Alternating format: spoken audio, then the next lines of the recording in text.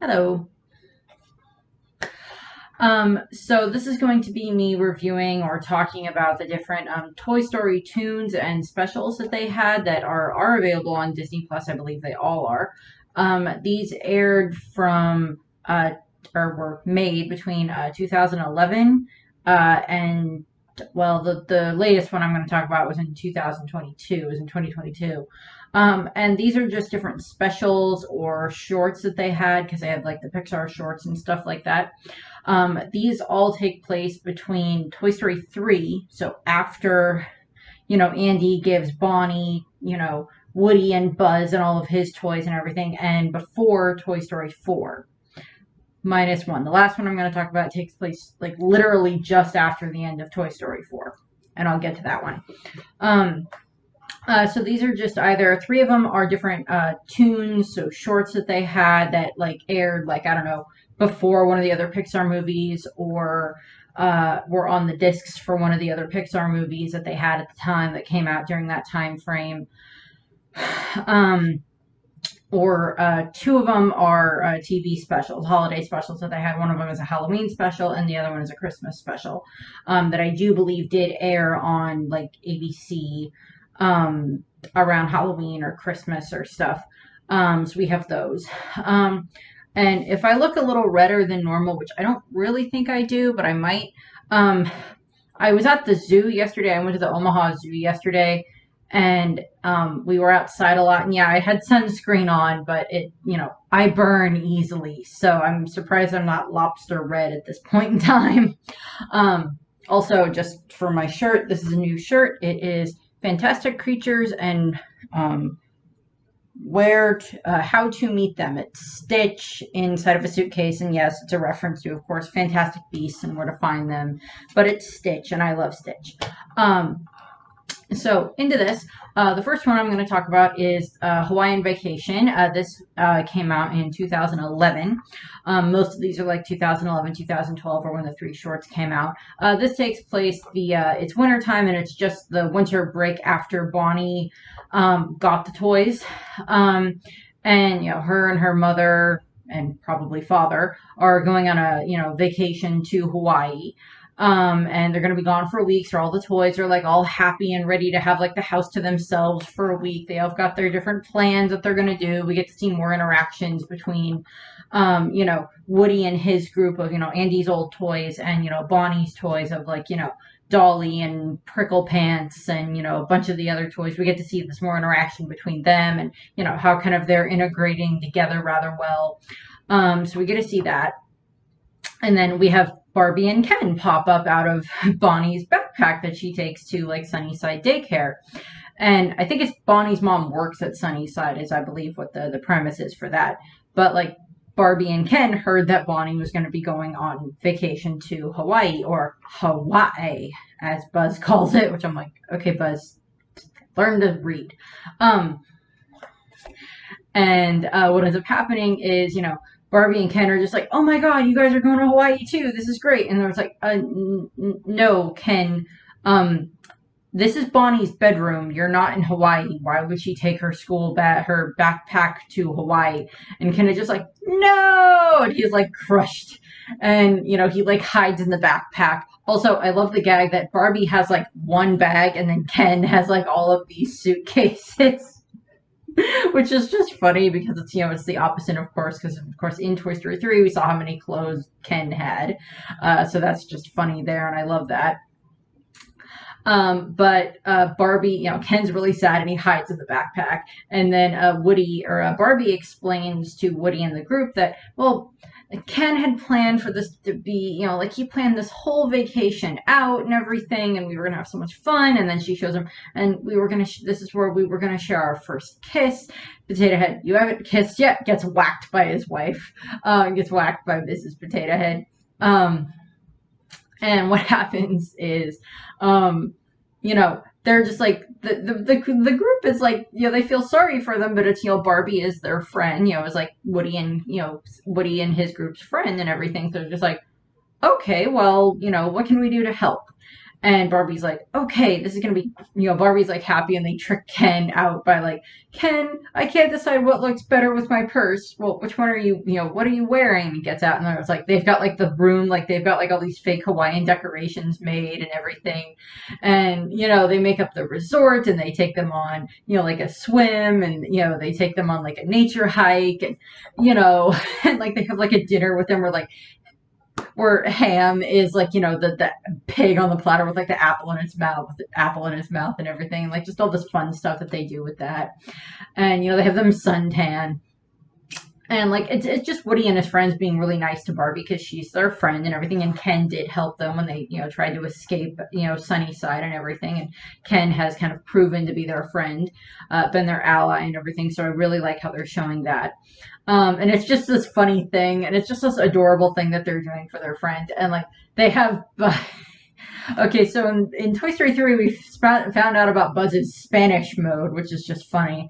And so they like they activated Spanish mode, and then he like turns into like the Hawaiian dancers, kind of like the way that David from Lilo and Stitch dances with like the fire, but it's like a glow stick that he has that he dances with. And then like they're trying to get everything ready for like they're them to have their first kiss on like the romantic beach and everything, and they're like getting that ready. And Woody's like trying to whisper to Barbie. It's like, okay, we've got everything ready for your thing. And she's like, it's okay, Woody, I've got this one. And she like takes Ken, and like we cut over to like where they're like setting up for it. Like they're using kitty litter as the beach, and like Buzz, still in Spanish mode, goes, basically explains, we took all of the kitty litter, poop out of the kitty litter, and like it's all in Spanish, and like you see the subtitle, and then Mrs. Potato's like, Spanish is such a beautiful language. I'm like, okay then. But they all of them look outside, and they see that Barbie and Ken are outside, like in like their whatever, the 1998 winter wear collection or whatever that they're wearing at the time, and like they're outside, and like they end up kissing on the porch in the sunset with like the snow all around them and everything.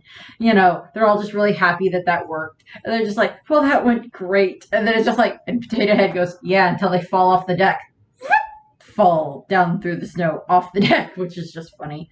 And then like they cut to the end of it, and it's like Barbie and Ken are like stuck in a block of ice, and like they're blow drying it and like chipping away at it with like a ice pick or like a screwdriver to get them out, which is just funny. And pretty much everybody, pretty much for all of these shorts, they have pretty much everyone that did the voices for the characters come back in and play the characters. They've got a couple of new additions to it, of course, because in like, particularly in some of the other ones, they do have like new characters in it, or newer characters, or they, have new voices come in to play them. So the next one is called Small Fry. And it's supposed to be that Bonnie and her mom are at like this fast food place called Poultry Palace. Don't ask me why. I'm pretty sure it's a takeoff on KFC. And they go to Poultry Palace, and Bonnie has Rex and Buzz with her in her backpack. And we see like the little Happy Meal toys. This is a Happy Meal toy that my niece got recently, and she gave it to me because it's Stitch. Happy Meal toys. We all know what those are, of course. And, these ones are all like Buzz Lightyear themed ones. And because apparently Buzz Lightyear is so very popular at this point in time. I wonder if that's an indication that we will get a Buzz Lightyear sequel to like the Lightyear sequel to the movie. That might be a good, interesting way of doing it, because they have all the rest of the characters there. They have Zurg and everything. But okay, moving on. It was like 10 years before they decided to do the Lightyear movie, before the Lightyear movie even came out. And what ends up happening is one of the little action figure Buzz, that's little mini Buzz that's there, he decides to sneak out of the display case, and he switches himself out for like Bonnie's Buzz, and ends up getting taken home. And Buzz gets left in the ball pit, and he has to dig himself out. And Rex, who is of course very gullible, ends up thinking that this is the real Buzz. He's just been shrunk because of the plastic in the ball pit. And I'm like, okay, Rex, I love you, but no. So the fake Buzz, or the mini Buzz, goes home with Bonnie, and ends up, he ends up getting tied up by the rest of the crew after they like catch him and everything. And because he's being very rude to a lot of them, and they like tie him up and everything to like find out what happened to the real Buzz. And during this time frame, Buzz gets, as I said, he gets left at Poultry Palace, and he ends up he escapes out of the ball pit, and he's like, okay, well, I have to get out of here. And he goes into the air ducts, and he ends up falling into I guess what is the back storage room or whatever, where we have this toys, fast food toy support group, where we have all of these old toys that were toys that nobody wanted from, old, from past different, toys that were in the Happy Meals or the kids meals or whatever you want to refer to them as. And, they're, all of them are left there, and there's this battle mermaid warrior thing, Neptunia, that is the leader of it, and she's voiced by Jane Lynch, which is just funny. And, they're doing this support group, and Buzz falls in the middle of it, and they think that he's one of the left toys, and he's like, no, I'm not. And they have this moment where they do, group therapy, where it's just everybody pairs off, and it's just okay, Buzz, now pick up your lizard wizard, which is just funny. It's a wizard that's dressed it's a lizard that's dressed like a wizard with a beard, and it's funny.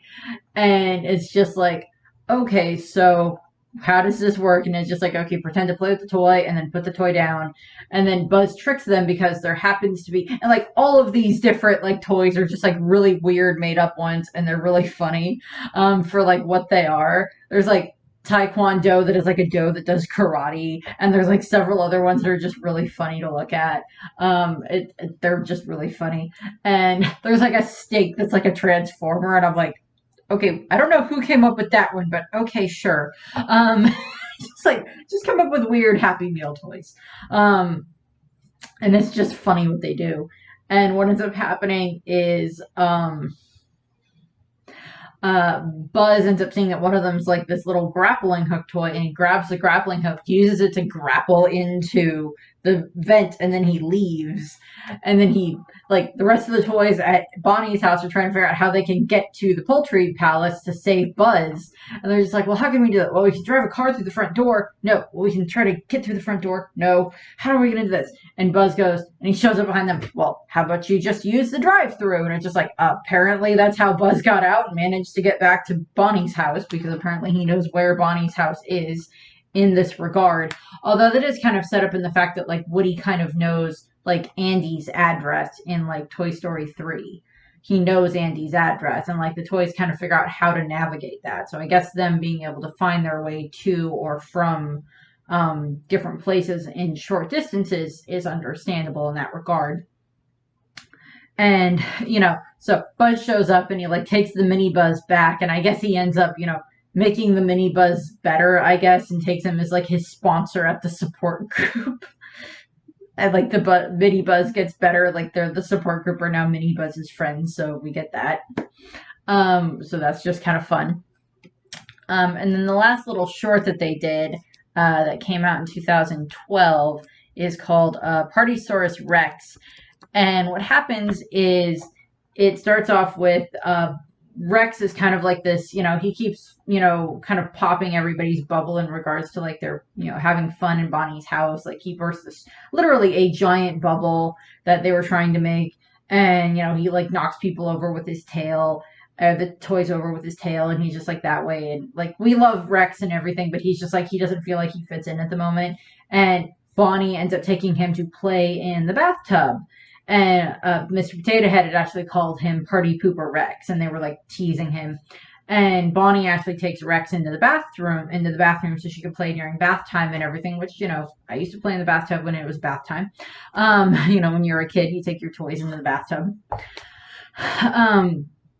And we did that, and she's playing there and everything, and then they get her out of the tub, and she's, her Bonnie's imagination.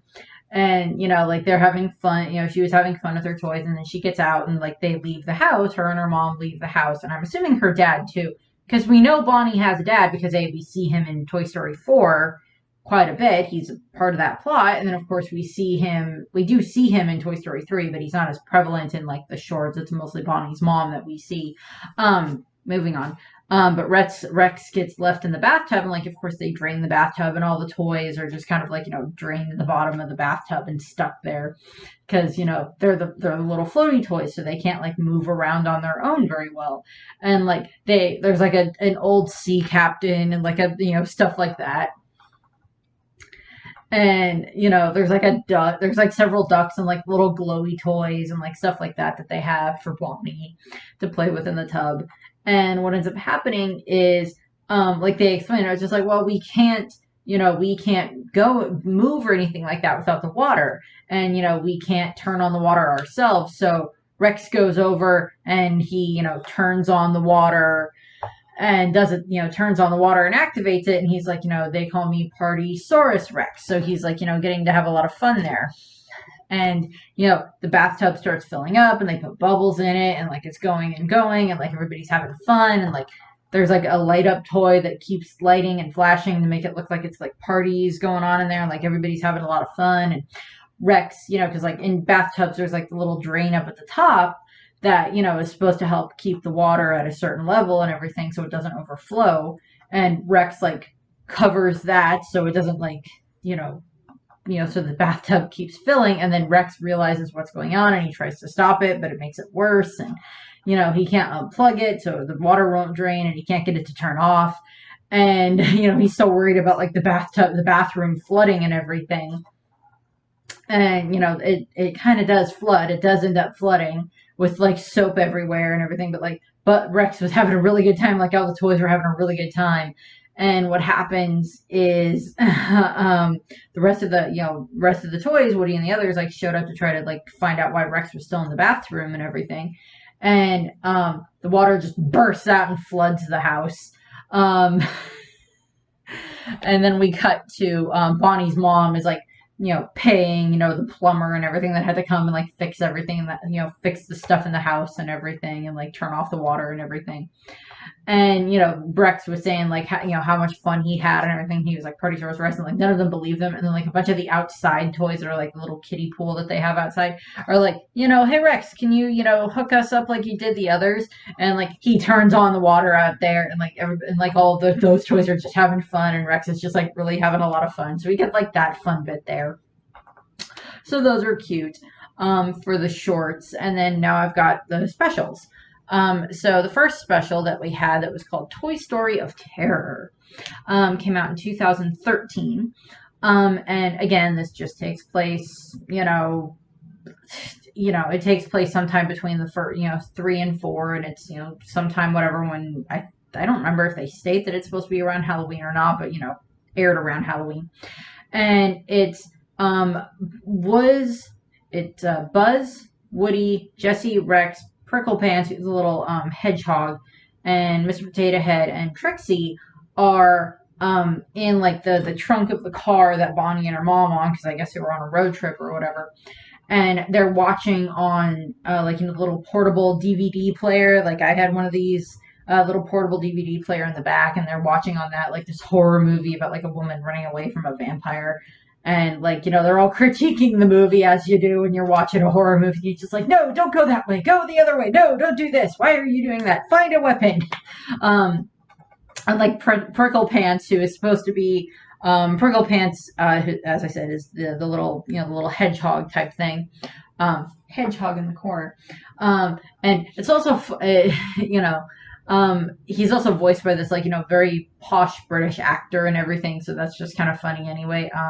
Timothy Dalton, who I believe did play James Bond at one point in time, but he is like this very refined actor, and like he loves acting and critiquing and everything like that. That's what Prickle Pants is kind of based off of. And what ends up happening is what ends up happening is they're all getting, at one point, the car bumps, and Jessie actually ends up falling into this little, this toolbox that they have in the back seat, or in the trunk, and they were like sitting on this, and she falls in, and we of course know from Toy Story 2 that Jessie is claustrophobic, that she does not do well when she is inside of an enclosed space, particularly when she is on her own, especially when she is on her own. If she has her friends there, it's not so bad because she's not alone.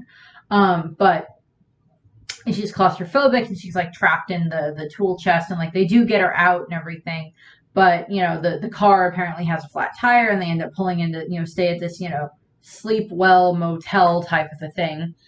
And what ends up happening is Bonnie and her mom check in, and they bring their toys in from the car in their suitcase and everything.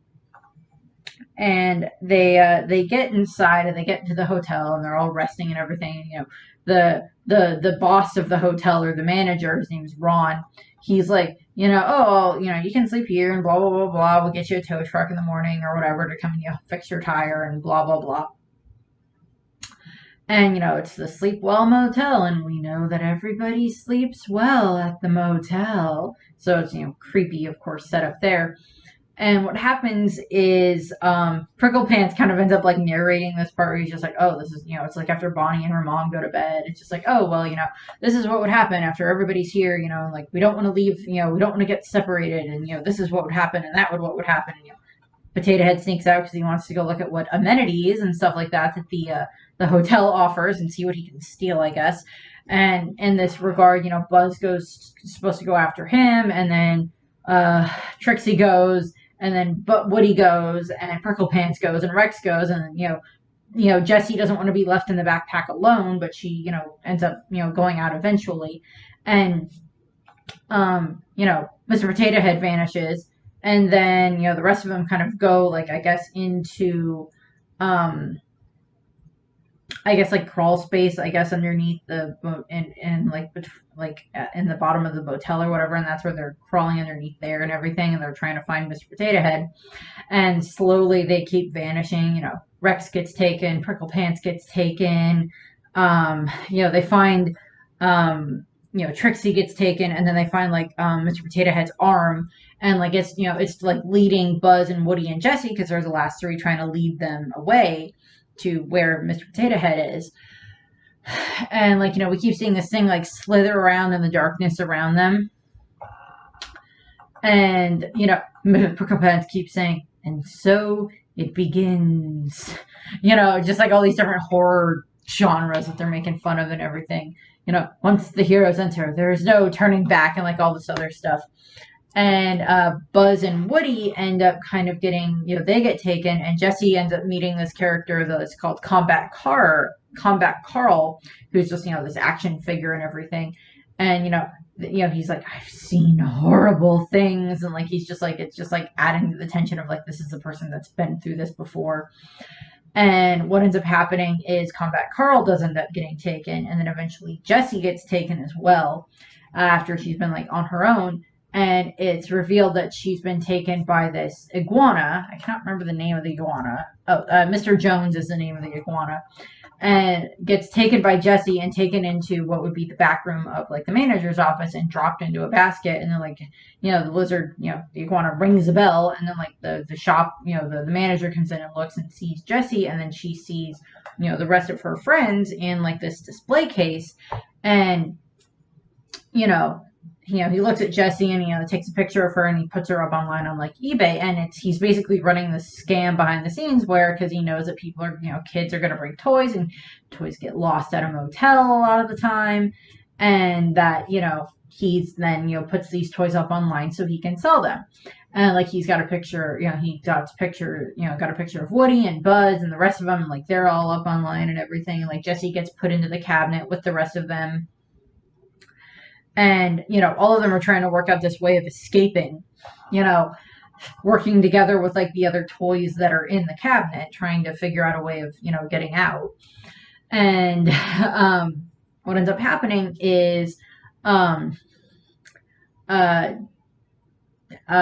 Woody gets sold, and he gets put into a box, and it's very much implied that the person that bought him is, Al from Al's Toy Barn from Toy Story 2. Is very much implied that that's him. That's the same character that bought him.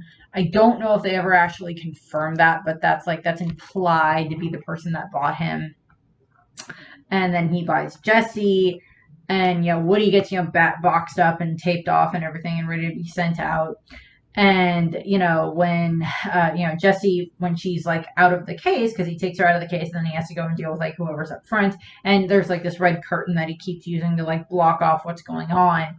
And Jesse ends up, Combat Carl kind of, gives Jesse the motivational speech of Combat Carl never gives up. Combat Carl finds a way. And it's like Jesse never goes up. Jesse finds a way.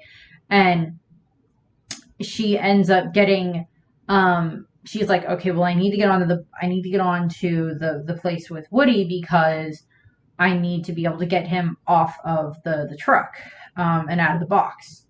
So what ends up happening is she like lets one of these other toys out of its box, and this giant like kind of Voltron looking, character, Transformers looking character is clearly what it's based on.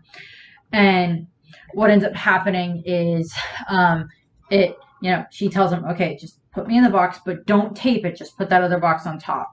Unfortunately, the delivery person ends up like taping the box closed and like puts Jesse onto the truck. And Jesse ends up, she's like, we have her hyperventilating inside the box, and she's like very, closed in space. And she, finds a paper clip and uses it to like cut open the top of cut open the tape so she can get out.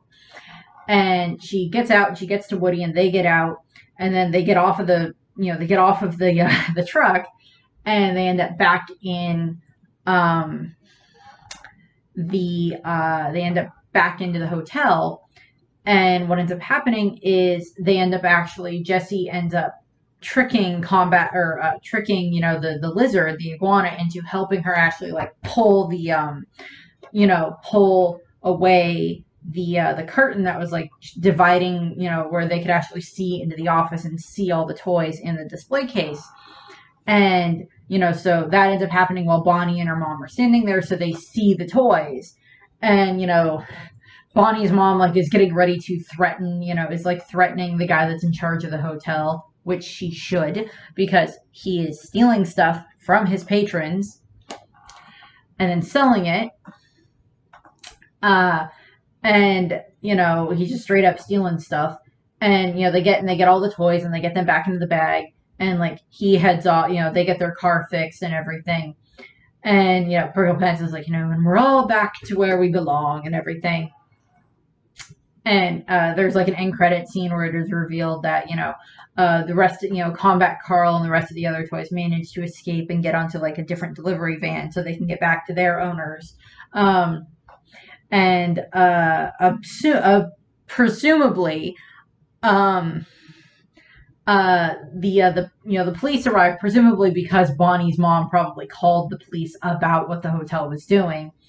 And they go inside, and like they're getting ready to like arrest the manager, or Ron, and his, and possibly Mr. Jones, although technically the iguana is just doing what he's been trained to do. And the manager ends up running out, and he ends up trying to steal one of the police cars. Doesn't work. Drives into the own like, sign for his hotel, and that slaps on him, and then he runs off. Like, the police we have a runner, and they're going after them. So presumably he gets captured and hopefully taken to jail, where he should go. And then we have the Christmas special that they had, that was the Toy Story That Time Forgot, which came out in 2014. So this is the holiday. It's like the afternoon of like the like 2 days after Christmas or so. And, Bonnie is, playing with all of her toys and everything. Having, a bunch of fun with all of her toys and everything. And Trixie is kind of sad because Bonnie never actually plays with her as a dinosaur. And she, one of the new characters that's just in this little episode is this little like angel kitty that is just like, this little angel kitty tree ornament that like Bonnie was playing with the toys and everything. And Bonnie's mom is just like, oh, so come on, we're gonna go see your friend Mason, and we're gonna go there. And she brings Woody and Trixie and Buzz and Rex and then the angel kitty. And on their way there, on their way to Mason's house, Trixie is just like, oh, I'm sad because Bonnie never plays with me like a dinosaur, and I don't ever get played with like one. I'm always this or that or one of these other things. I'm not a dinosaur. And they get to Mason's house. And, Mason has this big playroom, and I'm just like, okay, his parents are definitely well off. with as many toys as he probably got for Christmas, considering what we end up seeing. And what ends up happening is, he also got like this. It's basically, it's called an Optimum X. It's basically like, the GameCube or like the Xbox or whatever you want to call it, but they can't call it that in the show. So it's called an Optimum X. It's a new gaming system. And Bonnie and Mason end up playing on that and everything. And Bonnie just like throws her backpack into his room. And, the toys come out like they're going to go see Mason's toys because they're friends with Mason. They're Bonnie and Mason are friends, so they've met Mason's toys multiple times and everything. And they're trying to find them and talk to them, and they end up looking and they find, Mason's other Christmas gifts, and he got like this, these battle sauruses. It's like this warrior line of dinosaurs that they have in it, that Mason got for Christmas. And what ends up happening is, they end up meeting Reptilius, who is like the leader, one of the like their best warrior, and then there's like this cleric that is, this like vulture-looking creature, vulture-looking dinosaur thing, and they can't find any of other Mason's toys, but what ends up happening is like Trixie and Rex are kind of like welcomed in and everything into like Battleopolis. And Trixie and Reptilius kind of develop a little bit of like romantic feelings a little bit. And like Trixie and Rex are like outfitted with like these different armor and everything. So that way, they're like having a lot of fun with that, like a lot of interaction with like these different characters and everything. And it's like, it's a fair amount of world building in that regard, in regards to this little civilization that like, the dinosaur toys have. And what ends up happening is, Rexy and, or Trixie is brought into, this arena of woe where they're going to train or where they're going to, battle. And Mason's toys come out and like, she's ready to just like play fight them. But it's revealed that the Battlesauruses do not realize that they are toys. They think that this is real, that they're not, that they're just, this is what they are. They think they're in the same mindset that, Buzz was at the, in the first movie, for most of the first movie, where they actually think that they are these Battlesauruses, that they're not like just toys.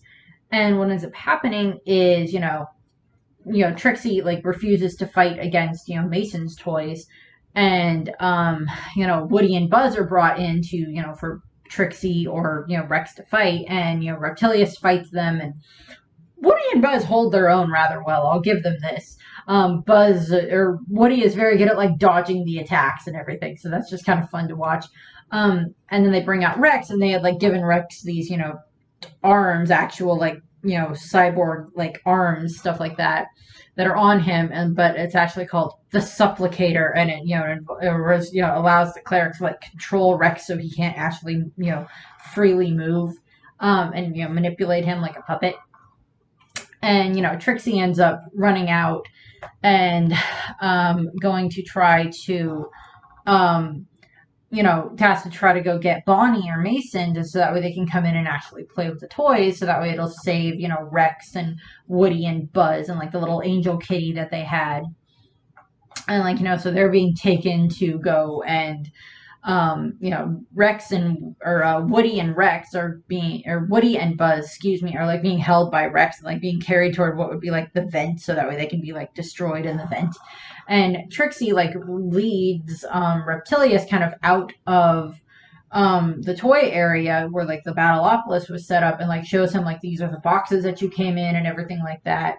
And she like leads, gets to the room where Bonnie and Mason are, and she's like, okay, well I got to figure out a way to get them off of the Optimum X. And she like works, Trixie like, her armor comes off while she's doing this, and she ends up underneath like the TV set, and there's like all these power cords and cords in general. It's just like, okay, I have to turn off this one power cord and we're good. And Reptilius, follows her underneath there, and he's going to try to stop her and everything. And what ends up happening is Trixie kind of ends up giving Reptilius like this speech about, it's like, you are what your kid needs you to be. That is what you are, whether that's this or that or this other thing. You are what your kid needs you to be, because that is what they need you to be at that point in time. And during this time frame, it's revealed that, the cleric has, the cleric from the Battleopolis, like, he's like, he kind of like knows that, he's like ruling over the toys because it just gives him power. He knows that Mason and Bonnie are off playing on like the Optimum X, and like yeah, he's getting ready to like kill Buzz and Woody and the Angel Kitty and everything. And what ends up happening is, um, you know, Reptilius, like he listens to Trixie, and he's the one that actually turns off the power strip that turns off the Optimum X. And then Bonnie instantly just goes and like, okay, we'll do something else instead. And she starts playing, and she finds Reptilius, and she grabs him and starts playing with him. And then her and Mason end up, Mason gets drawn in to play with Bonnie, and they head into Mason's playroom, where they end up playing with like all the battle swords and everything, and like preventing Woody and Buzz from getting hurt. And they have Trixie's there, and she was she'd been the little baby reindeer before, is what she'd been, and that's what they have them all playing together and everything, and like Bonnie's toys and Mason's toys and the new battle swords and everything, and just having fun with all of them and everything. And it's just it's the toys are being played with like they're supposed to be. And it's Bonnie, and then at the end of the day, it's time for Bonnie and her mom and the toys to go home. So she packs up her stuff and they head off, and it's Bonnie can be over next week on like Tuesday at like 3:30 or whatever. And I was like, okay, that's great. And what ends up happening is after like it's the end of the night, like Mason's off and asleep and everything, and Reptilius kind of gets out of toy mode, and he sees he has Mason's name written on his palm, and the rest of the toys have like been marked as Mason or whatever. And the rest of the toys had a lot of fun and everything. And like all the battle swords had fun. And like they're kind of happy and content with we're toys. We get to be toys. We get to be Mason's toys. This is fun. Even like the cleric is like happy, and like Reptilius is like, I will wait for you, Trixie. I will look forward to our meeting on the fated time of Tuesday around 3:30. And it's just adorable what they do with that, because that's just like, okay, that's fun. That's very cute. I approve. And then the last one that I'm going to talk about for this came out in 2020. It's called Lamp Life. This takes place literally like just after the end of Toy Story 4, because this is basically in Bo's eyes, in Bo's backstory for what happened to her from because at the beginning of Toy Story 4, of course, as they talked about, we have like a flashback where we see to like 9 years ago, where like when Molly no longer needs the lamp, so the lamp is sold or given away or whatever to this new couple that has a baby. And that's where Bo and her sheep and her lamp went. And then this is like between when that happened up until like when Woody sees Bo's lamp at the antique store. So this is like that in between time for Bo. And what ends up happening is and what ends up happening is it starts off with like Woody and Bo and like Giggle McDimples, and like Bo's sheep, Billy Goat and Gruff, are all on like the Ferris wheel, and like they're all kind of like stopped off at like the middle part where like this is where the wheel spins around over here, and like there's this like stationary part here, and that's where they sit and they're talking.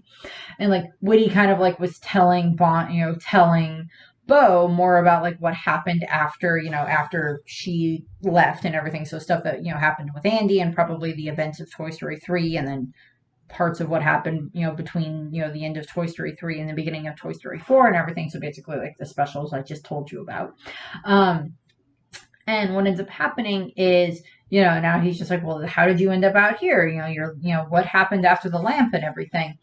And what ends up happening is, Bo, like they sit and Bo, he like tells her story. She's like, yeah, we got to, this house and everything. And, it was nice. They had the baby and I was, really happy because like I'm a baby's lamp and I'm supposed to help take care of the baby and everything. And, we see her and we see her, interacting with like the baby. And like, as the little girl gets older, we see the little girl playing with, Bo and her sheep and everything.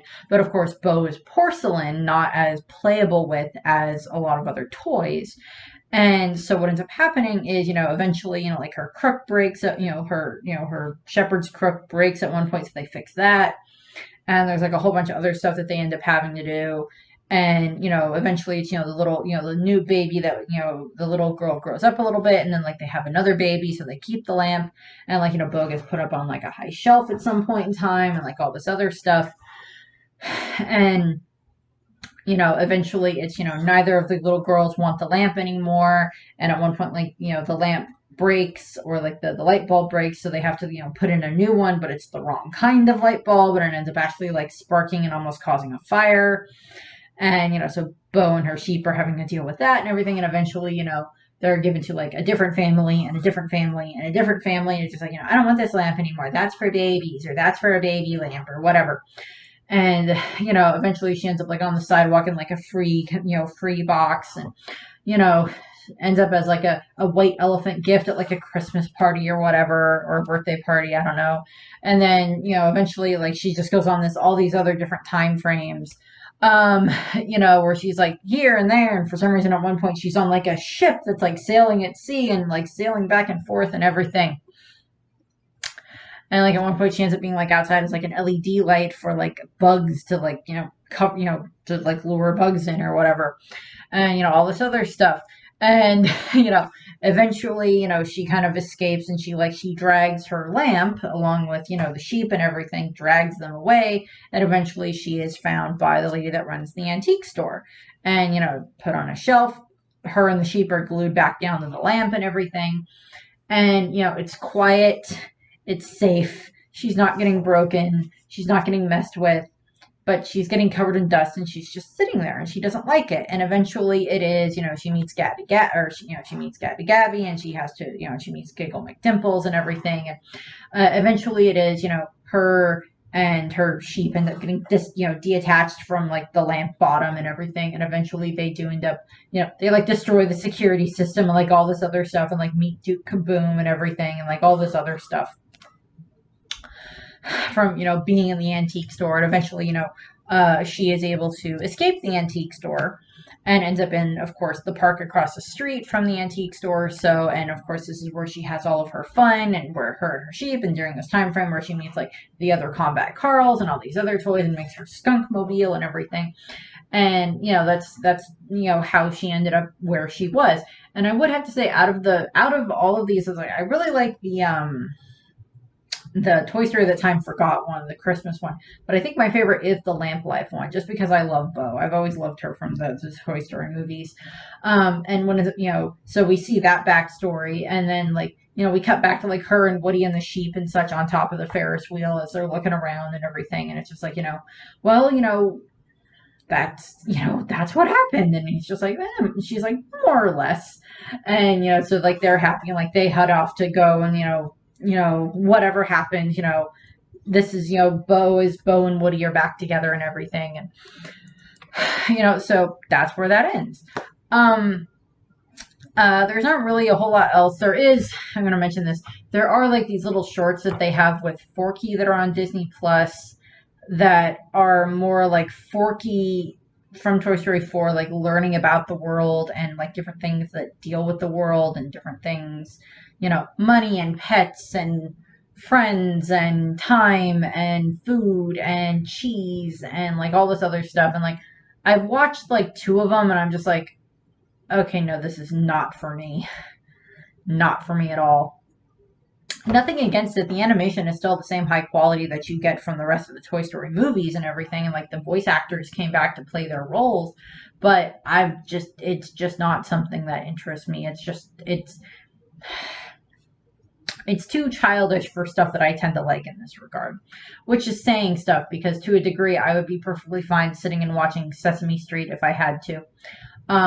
or Blue's Clues or Dragon Tales, but this is just Forky's humor was never something that I quite clicked with like Toy Story 4 and then with this stuff, but that's fine. But they have that. Those are on Disney Plus. I think I don't know when they started them or not. I don't know if that was exclusively started for Disney Plus or not. I know that Lamp Life, I believe, was made specifically to go on Disney Plus because the rest of these shorts would have been made before Disney Plus came into being.